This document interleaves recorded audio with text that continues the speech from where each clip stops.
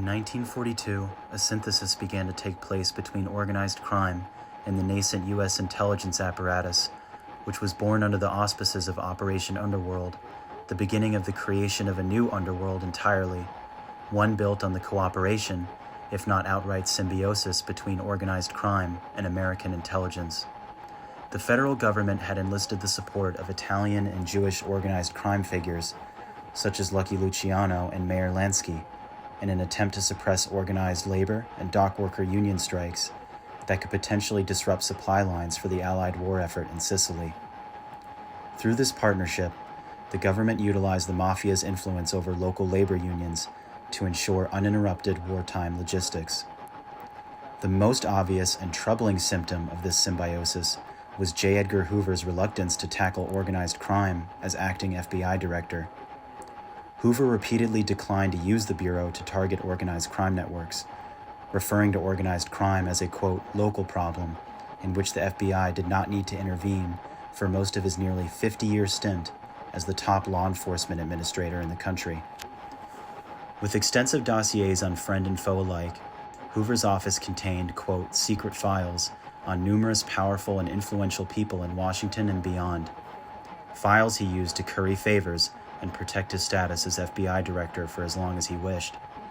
Even former British intelligence officers such as Richard Helms have made such claims, alleging that Hoover played a very skillful game with knowledge of the sexual habits of highly prominent individuals.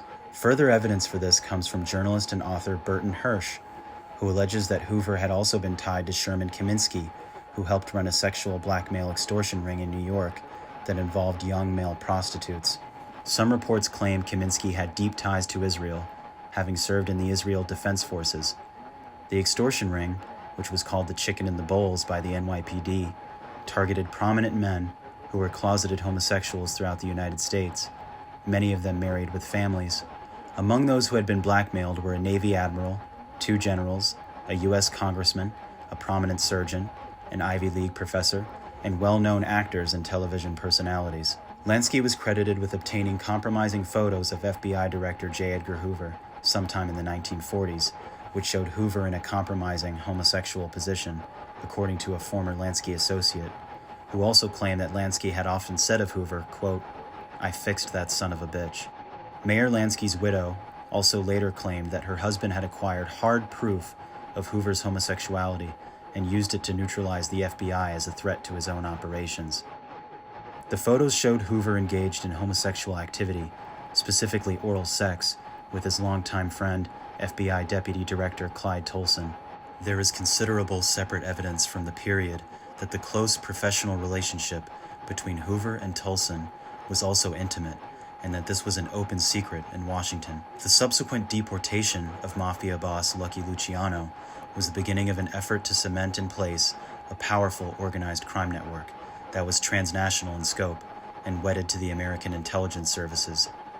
Indeed, even though Luciano was no longer physically in the United States, he and his ilk continued to guide organized criminal activities from abroad, while also establishing new rackets during their exile in the, quote, old world. We begin to see a recurring pattern throughout the Cold War, across both the regions of Latin America as well as the Middle East. In 1975, the CIA supported right-wing military dictatorships in 6 Latin American countries by setting up a transnational network called Operation Condor, which began during the U.S. presidency of Gerald Ford. Targeted countries included Argentina, Bolivia, Brazil, Chile, Uruguay, and Paraguay. The operation was aimed at crushing political dissidents and alleged communist sympathizers. The dictatorships used a shared database to monitor dissidents and their families across state borders. They used tactics such as exchanging intelligence, information, prisoners, and torture techniques. In December 1981, the Salvadoran military's elite Axolotl Battalion conducted a deadly massacre in the village of El Mozate, in which 1,000 civilians, mostly women and children, were tortured, raped, and murdered. This was during El Salvador's Civil War of 1980 to 1992.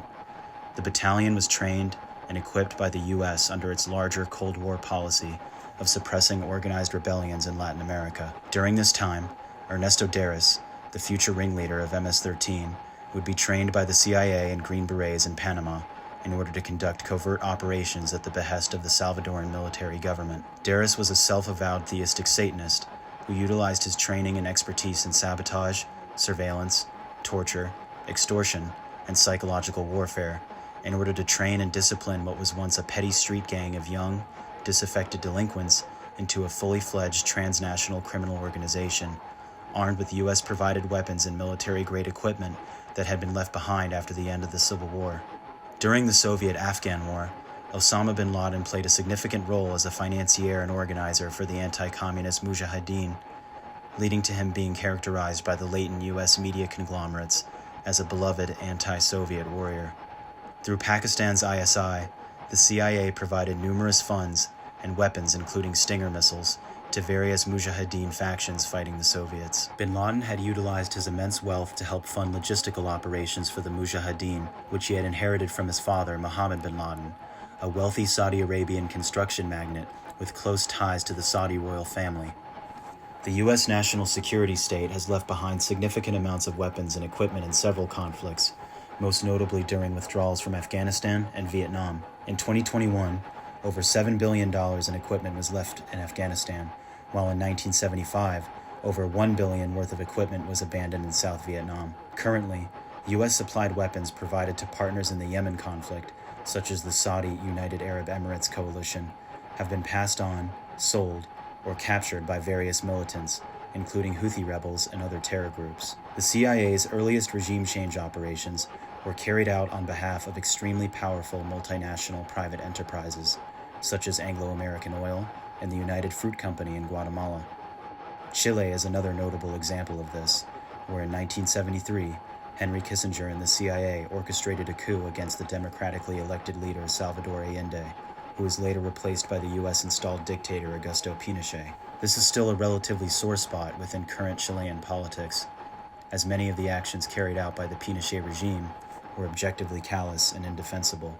One such example is the establishment of Colonia Dignidad in 1961, an isolated colony which has often been described as a small private city-state under the operation of Paul Schaefer, a German lay preacher, former Nazi corporal, who had fled from West Germany to Chile with 250 followers after authorities in his home country began to investigate him for the sexual abuse of children.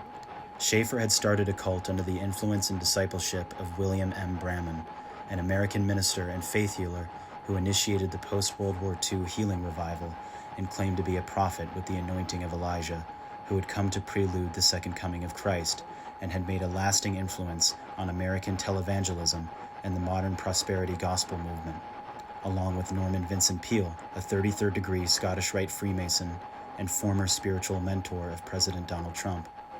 Over 30 years, countless boys were raped and forced to labor at the remote commune hidden behind security fences. Schaefer brutally suppressed and controlled his followers, using means including brainwashing, draconian punishments, and enforcing a vow of secrecy. Chilean military dictator Augusto Pinochet used the German compound as a torture camp for political dissidents and for hiding weapons and poison gas on the premises. Schaefer was later sentenced to 20 years in prison in 2006 for his role at the Colonia Dignidad and died in prison in 2010, aged 88.